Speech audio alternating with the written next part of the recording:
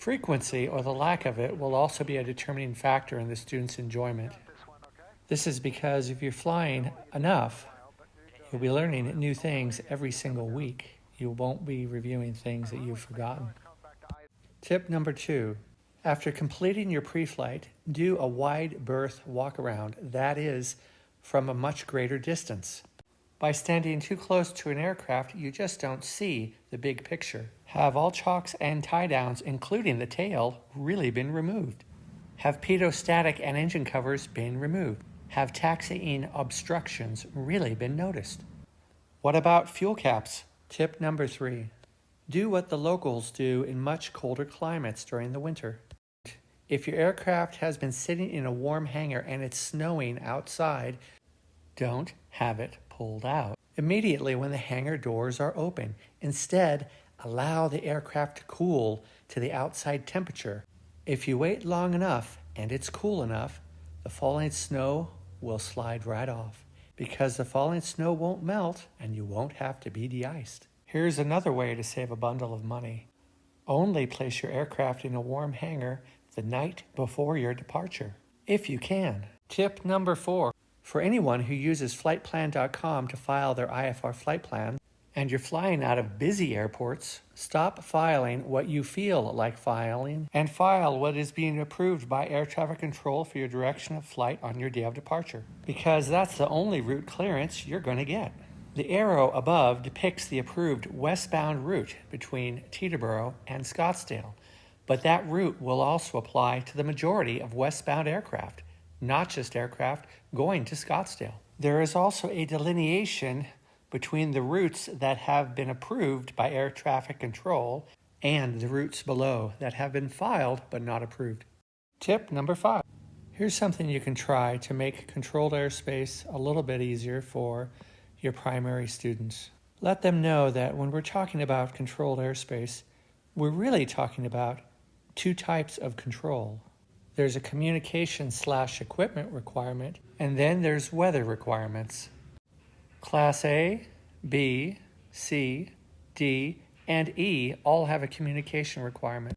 E only when the weather is below basic VFR at the surface. The other type of controlled airspace has to do with weather control. In the picture above, every magenta circle represents an airport that has an instrument approach or approaches. Why? Because they're trying to protect not just you, but pilots who might be conducting instrument approaches. Weather restrictions increase as you get closer to airports served by instrument approaches. Tip number 6, request progressive taxi instructions when you're taxiing around any airport that you're not intimately familiar with, day or night. The controllers are there to help. Use them. This is what progressive taxi instructions sound like. 4891 Juliet, continue on Echo, and it turns into Alpha. Then you're going to make a right on Bravo, cross 35. All right, continue on Echo, which turns into Alpha, then make a right on Bravo, cross 35, November 91 Juliet. Too many taxi violations occur because pilots don't ask for help when they should. Wind 080 at 7 altimeter. Can you fly in IFR conditions without an instrument rating? Actually, yes, you can under certain conditions. A good example is in the Los Angeles basin where it gets smoggy a lot and the weather drops below 3 miles. The weather conditions become IFR. You can actually depart in IFR conditions so long as you obtain something called a special VFR clearance. No instrument rating, daytime only. Tip number 7, know how to request a special VFR clearance when departing and when arriving at an airport that is IFR, but has no clouds that would be a factor. I would never recommend using it as a tool to scud run in and out of clouds to an airport that has clouds that are less than 1,000 feet above the ground. Tip number 8, never cross a runway without checking for traffic first, like this corporate jet crew did because they misunderstood their taxi instructions. What's far worse is they didn't verify that the runway was clear. before crossing. Here's another example where an aircraft is coming in to land and an aircraft on the ground will taxi completely oblivious. Will continue taxiing across the runway because they didn't check for landing traffic beforehand. Controllers make mistakes too. I've been told to line up and wait when aircraft were on final, and the controller later apologized.